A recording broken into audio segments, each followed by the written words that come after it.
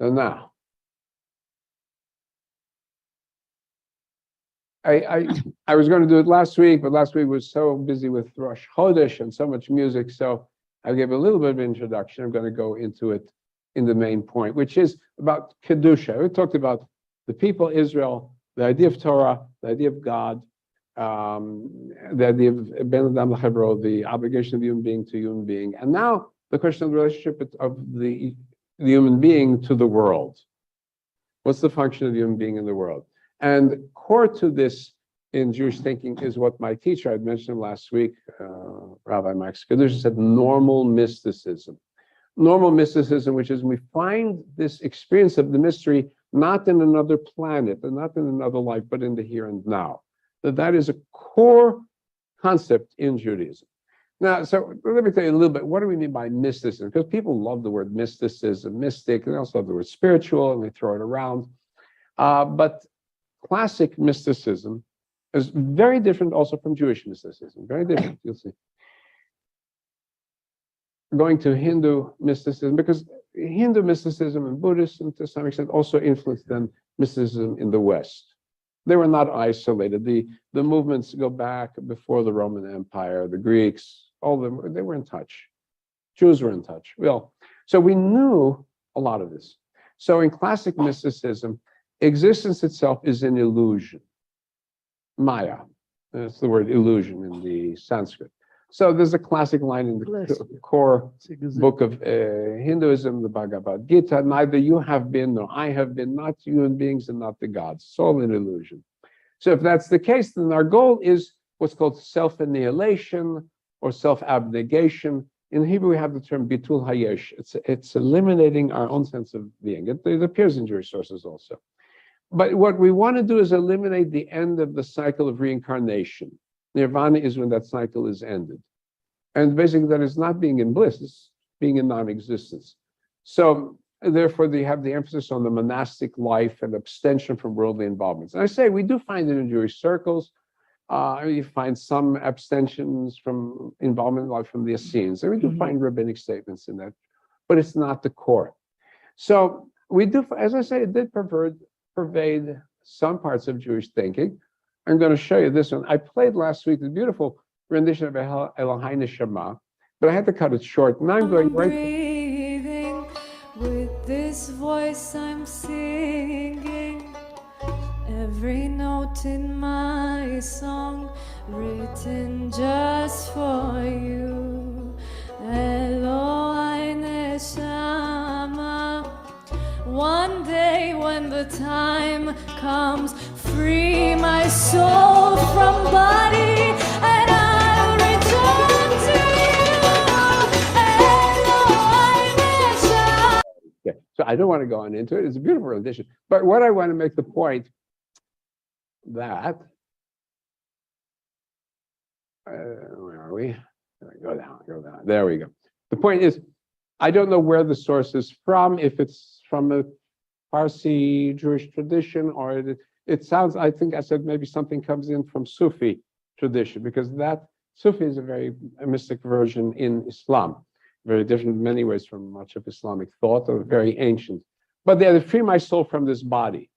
But that's the opposite of what the Hebrew text, what she's singing in the Hebrew, Elohai Neshama, because what it is Ata atid likachat mimeni, you will take it from me, but you're going to give it back to me. So that when you take it from me, it's temporary. There's this sense, no, I'm coming back. I don't want you to take it from me. The classic example, Moses. You would think that Moses would be the first person to say, fine, God, I want to be back. My soul, take me over. No, Moses doesn't want to die. You know that. Moses does not want to die. And in the Midrash, the rabbinic Midrash, Moses of all people should be happy he's going to have. No, he fights every step of the way. God has to convince him it's time, no matter what argument he gives.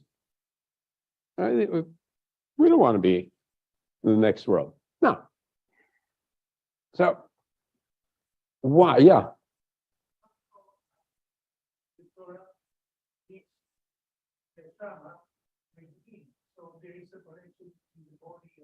Yeah. Because neshama means breath. Right. It is, but it's also into English. Spirit, inspiration, is from the Latin spiritus, which means breath. And so there's an obvious connection, the idea of breath, right? We're taking from the body metaphors to philosophical metaphors. Yeah. So in the Bible, the intention is physical. It is later that we philosophize it. The same thing, the word nephesh. Nephesh is the throat here. And so nephesh is a life. When the throat's cut off, the life is gone, right? And ruach would be the same thing, wind, and the same thing. So ruach also translated always as the spirit, right? So when we come to this wind of God, ruach elim merachefet al panayim, the wind of God is floating. The English translates, the spirit of God is floating. No, it is the actual physical feeling of God that is in the Bible. It's not an abstract, it's physical sensation. So we have to distinguish that. Bible Hebrew is very, very physical, body oriented. Yeah.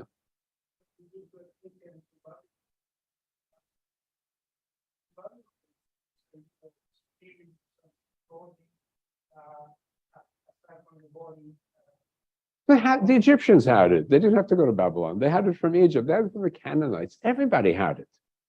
Right. That's a good question.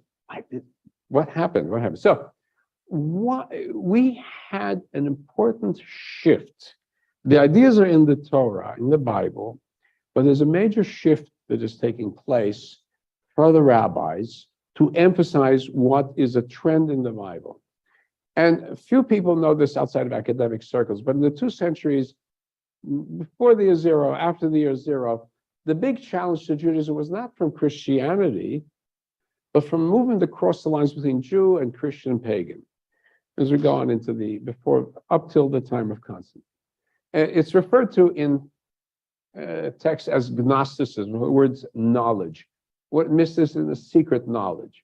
One form or another, it was in the race to become the dominant religion of the empire. It was really between Christianity and variants of this movement. So it's in essence that we feel that we're souls trapped in our body. There's a malicious creator. There's a great creator. Then there's the God of the Jews who created this world. This is a messed up world, right? Yotzer Breshit. We use that term, Yotzer Breshit. It is a direct Hebrew translation of the one who shapes the world, which is a direct translation of a term the Greeks translate the word demiurge, which means the one who is the shaper. He's not the real creator. No. The Jewish God is the second class God. He messed it up. We have the real God, right? And only a select few could escape this rotten universe. One of two solutions: either you avoid all human pleasures, you dissociate yourself from the world, or the opposite way, since you couldn't do that, really indulge in every possible sin possible, every single sin under the sun, to bury yourself in sin and thereby find salvation. Right? Which one is more fun?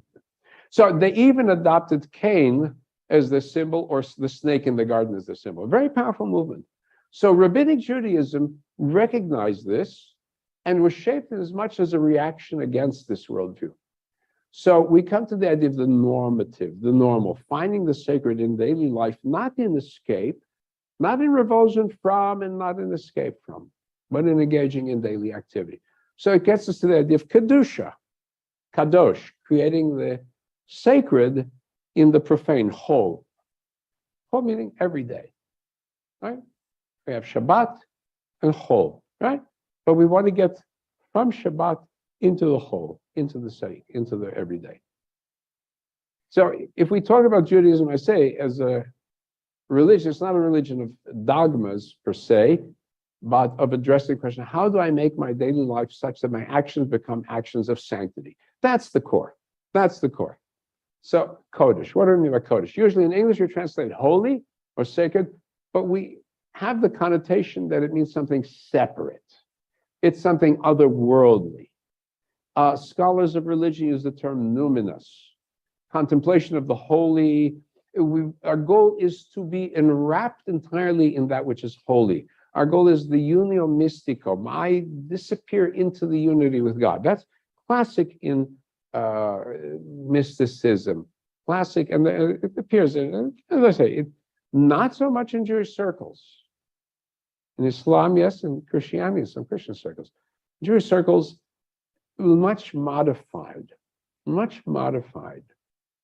even in Kabbalah and the Hasidism, much modified. But here's the big thing. What Judaism does is it takes us and forces us to keep our nose to the grindstone. So we have to find the Kodesh inside and not outside the world. Or we have to do, again, from the Kabbalah, our job is to raise the Nitzatzot HaKodesh. The sacred is buried in the world. We have to find it and elevate it, redeem it. That's what we have to do. So we have Kodesh, Kedusha, Kaddish, Kiddushin. Look at these words. Eretz HaKodesh, the land of the holy. Kiddush Hashem, Ir HaKodesh, city of the holy. So we talk about God as holy. Kadosh, Kadosh, Kadosh, holy, holy, holy. So what does it mean that God is holy? We are told in Leviticus, Vayikra, Kedoshim to you. You shall be holy. Why? Because the Lord your God is holy. The rabbis asked the question. God is, how can you be like God? How? And the answer is the way you behave.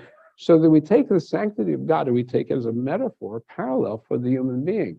So we have rules of behavior, were in that right? That are in that portion, verses about charity and compassion, also about religious obligation and personal sexual conduct. And all those are not what God is doing. They're not actions that define God for us, but they indicate for us that in these actions, then we come parallel to God. We parallel the existence of God. We don't become God, right? In mysticism, you become, no, we don't try that. We want to parallel God in our actions. So, children of Israel be kadoshim, separate, distinct from the hoi polloi of humanity, because the general run of mill of humanity is guided by the pleasure principle, the libido, the passions. Lancer of all civilizations, the elites of all civilizations, right? The wise men of all civilizations understood there had to be standards of behavior across the board. But the rest of the humanity was buried and mired in, right? Life was short, nasty, and brutish. You got what you could, right? What you didn't want to do was to say, let's get above this. Let's get above this. So how do we carry out a life of Kedusha, sanctification, without the idea of get thee to a nunnery, as Shakespeare said, or going to a convent, or running off into the Dead Sea? How can we do this? Especially now we don't have the korban, the sanctuary, the temple sacrifice to bring us near to God. Where do we find that nearness? So, I mean, we could punish ourselves. I'm going to give you an example. Gandhi, the great Gandhi, right? Parallel, took his challenge to be completely chaste. This is the way others would take the route. Gandhi began setting up ashrams to teach his ideas to others. They took in young boys and girls and began to train them to live their lives without sex. Children and adults of both genders expect to live, sleep, and even bathe together, but sexual talking behavior was punished, right? To force them to fight their passions, and Gandhi would do it. The big thing was you got to sleep with Gandhi, naked. Okay. Gandhi had a lot of weird things, especially when it came to Jews, by the way. He told Jews to go commit suicide. It's quoted as that. And he believed, he said if Jews would have committed suicide during Shoah, it would have been a great act of heroism. Wonderful. He can have his suicide. And then he also confessed that Judaism is an obstinate and unenlightening religion. Right? So much for God. So we are not in the Gandhi camp. No. So when it comes to self-denial, what are we told? When we come to the next world, they stand us in the court of heaven, and they say every person will have to justify himself for everything as I saw, which you did not eat. All of it you saw. There was permitted, whatever you did, as long as it was kosher, and you didn't eat it, you didn't enjoy it, you'll be held to account. And Rabbi Elazar took note of the statement and saved coins with which he ate every kind of new produce once a year. Nobody should say that he denied himself. Then they go to the question about the Nazir. That's the one who denies wine. Right? Denies himself or herself wine, takes a vow. And he has to bring in a sin offering. And they say, why a sin offering? He's only denied one little pleasure. He must bring a sin offering for one little pleasure, just a lot, making his body suffer by not enjoying a good wine, a good Chardonnay or Cabernet, well, whatever they have there. For theory, we learn from this that just as is a person in afflicting himself by abstaining only in wine is called a sinner, in the case of one who afflicts himself by abstaining from everything through fasting or mortification, all the more so is a sinner. In the top. There we go. Right? We deny ourselves what is legitimately ours in the category of sinners. So the historic Jew then, as opposed to the contemporary Jew just does what he wants, right? But he saw himself as life defined by halacha, from the word holech, the path of life. And very often we use the word the din, a law, maybe in regard to a specific ordinance, but when we use the word din, law, we fall into the Christian dichotomy, which Christianity saw itself as the religion of love, as opposed to Jews, the religion of law. Because we fall into this mistake also. We confuse the idea of an ironclad law as the be-all and end-all, and it's not. Rather, we should use the term halacha, meaning going, by the way, a path. We want to be in the path, not off the path. And maybe the best phrase is where the prophet Micha says, okay, Madrash, what does God ask of you? But justice, mercy, and hatznei alechet, to walk modestly in the path of God, in the presence of God, right? This halacha, lelechet, to go. So, what are we trying to do? We want to hallow everyday existence. So, if you know page 10, you see the morning benedictions that we have, if you want to look at it just to follow along. But this is from the Talmud itself, where the source is. Every action as we're waking up is something we can focus on. So it becomes an affirmation, right? So the idea of Elohai Neshama that the young woman was singing in the video, you affirm that you feel like you've been dead and now you're back to life. And then hearing the sound of the rooster, blessed be he who gave, well, it translates the heart, sechvi, the rooster, the understanding to distinguish between day and night. And then as opening your eyes, say, give sight to the blind. Sitting up straight sets captive free, right? Because when you're in the bed, you feel like you're a captive to your body. It doesn't move. And then you're awake and you're free, right? Dressing, God who clothes the naked. Standing up straight, raises those who are bowed down, right? Everything, every step of the way. As we're waking up, that's the whole point of that listing. It's every single step as we're waking up. We want to be aware that in so doing, it's a wonder, it's a miracle, it's a blessing, every single step. And so, as I say, even going to the restroom, we have a blessing. Asher Yatzar. Thank God that what is open, what's closed is closed. When they're open is what's closed, and what's closed is open, then we have trouble. So, thank you, every single thing. Right? So we want to bless for everything in life. Therefore, for food, the same thing, v'amotzi, on bread, right? The geffen, wine, shahakol, for general foods, right? All those foods. Again, appreciating every single bite that we eat in every way. Again, you want to see the blessings there in Sim Shalom, page 708, and I just put up a selection. There are blessings for seeing shooting stars, source of creation, for seeing the ocean, who made the great sea, for seeing a rainbow, remember the covenant, seeing a storm, power and might fill the world, right? And so in the thunder and the lightning, we feel the force, the power that's in the universe, right? Fragrances, herbs, creates fragrant plants,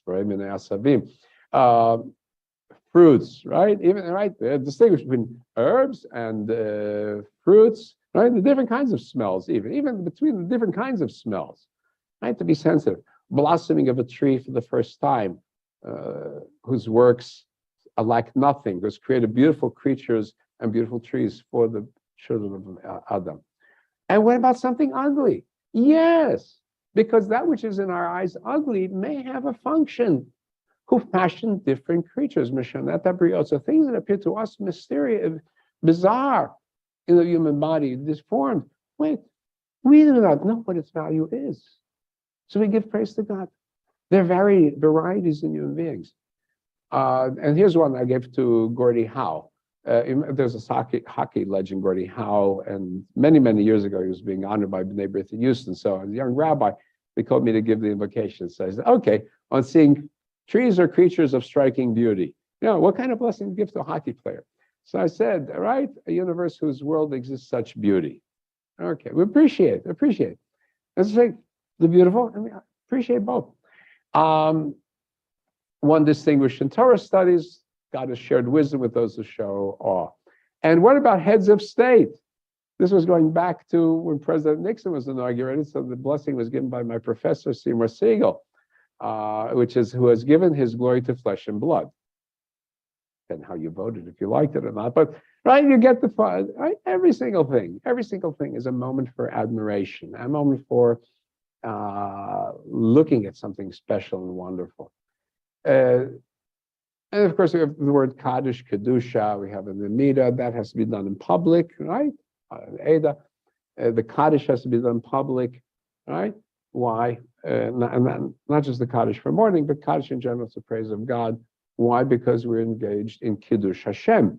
We make God's name holy by being in the public being a minion of 10. Right? Okay. What other things? We make Shabbat holy. God made Shabbat holy, but we follow up by making Kiddush over the wine because that's our participation in making Shabbat holy, making it special, right? We're partners in this. Marriage, the word Kiddushin, also, Hare at mikudeshet li, the man gives to the woman. Today we do both sides. Sometimes we do different versions, but generally, you are mikudeshet, sacred to me. Doesn't mean he puts her up in a little corner on a pedestal, never touches her, hardly. But that is the first step. Dedication to nisu'im, which is elevation. They are elevated, right? The ceiling of marriage. But the Catholic Church also, marriage is a sacrament. The problem for the Catholic is it's an either or. Either you are married to the church and to Jesus, or you're married to the member, to a spouse, a human spouse. That is the problem in the Catholic Church. The Protestants removed that conflict. That's going back in history. Now, as for the rabbis, talking about marriage, the rabbi, as the exemplar of halacha, was expected to be married and have children, or at least give it a try. Not everybody could, but at least give it a try. And so there's a case of one rabbi who himself was not married, and he condemned anybody who was not married, who said, whoever does not engage in reproduction is as one who sheds blood, and he's talking about himself. Ben Azai. Right? Condemn himself, he said, I can't.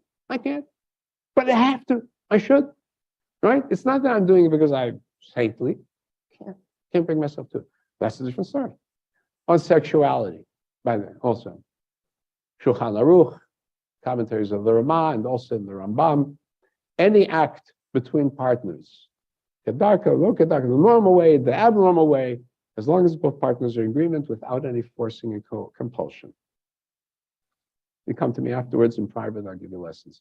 The editor of the Forward magazine is now online. He was the editor of the Jewish Journal. Rob Eshman had an article and he says, I read some of the manuals given by the Hasidic rabbis to newlyweds, and he says the manuals are not bad. All right, everything in life, potential of kedusha, everything in life, what we eat, how we talk, we engage in business, how we work, how we rest, every aspect is involved in creating holiness. So now I'm going to ask this question, right? Where did this idea of a life after come from? Right? Isn't that what religion is about? All religion is about something. Right? We want to move beyond, a faith that we are more than just dust and ashes eventually. So, and we know this people of Israel knew things about afterlife. There are little hints here and there in the text of the Bible, but there are only little hints scattered here and there. Jacob says, I will bring my head down to Sheol, another world. Samuel's soul is brought up from the grave by the witch at Endor. It's leftovers. To the most part, the record has been expunged in the Bible itself. The Kohen, right? The priest. What does a priest do in every other religion? He prepares you for the next life, right? What's the feast do for Pharaoh? What do they do for Joseph? Mummify the body so it's prepared for the next life.